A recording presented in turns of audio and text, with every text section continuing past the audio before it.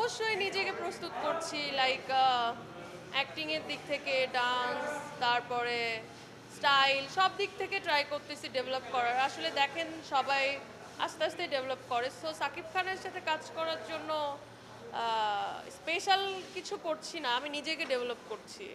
স্যাক্রিফাইসটা কি কতটুকু করতে পারবো সেটা তো সময় আসলেই বলবে। আর যেমন সময়ের আগে সব কিছু বলাটা কেমন বাজে দেখায়। স্যাক্রিফাইস করব না যেখানে নিজেকে বিসর্জন দিতে হয়। আমি নিজেকে সবসময় ট্রাই করি নিজের। আমি কখনো ওই যে আপনারা বললেন যে ভাইরাল হিসেবে কখনো এইভাবে আসি না, আমি অনেক পরিশ্রম করে এসেছি। সো আমি নিজেকে বিসর্জন দিয়ে কখনো কাজ করতে পছন্দ করি না। আমার ফ্যামিলিও এটা শিখাইছে যে নিজেকে বিসর্জন দিয়ে কাজ করবা না। আমি কমফোর্টেবল ফিল করি সব কাজে। আমি যেমন মুভিতেও কাজ করতে পেরেছি, মিউজিক ভিডিওতেও কাজ করছি, নাটকেও কাজ করেছি, অ্যান্ড মডেলিং। তো আমার কাছে মনে হয় যে নিজের কনফিডেন্সটা খুব ইম্পর্টেন্ট, যে আপনি যেই প্রফেশনেই থাকেন না কেন, আপনি মডেলিং বলেন, অ্যাক্টিং বলেন, আপনার কনফিডেন্সটা খুব ইম্পর্টেন্ট একটা পার্ট।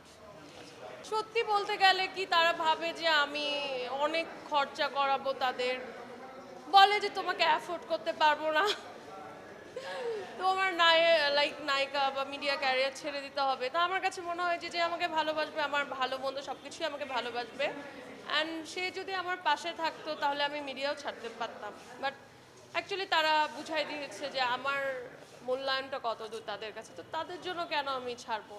তারা আমার মন ভাঙে নেই, আমি সরে এসেছি।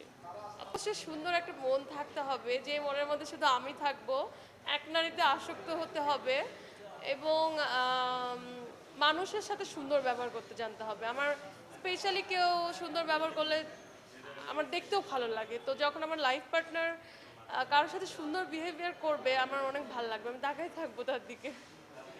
অনেক ঘুরবো তার সাথে আমি, সেটা হোক দেশে, দেশের বাইরে। তার সাথে আমি অনেক সুন্দর সুন্দর স্মৃতি করতে চাই, প্রিয় মানুষের সাথে অনেক ছবি তুলতে চাই।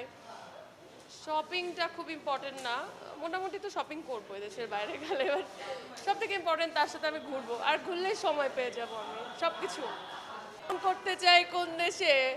আমার মালদ্বীপ অনেক ভাল লাগে, সুন্দর একটা প্লেস মালদ্বীপ। অ্যান্ড আর কোথায় যাব আছে, এখনো প্ল্যানিং করে নাই। হাজব্যান্ড হলে প্ল্যানিং করব।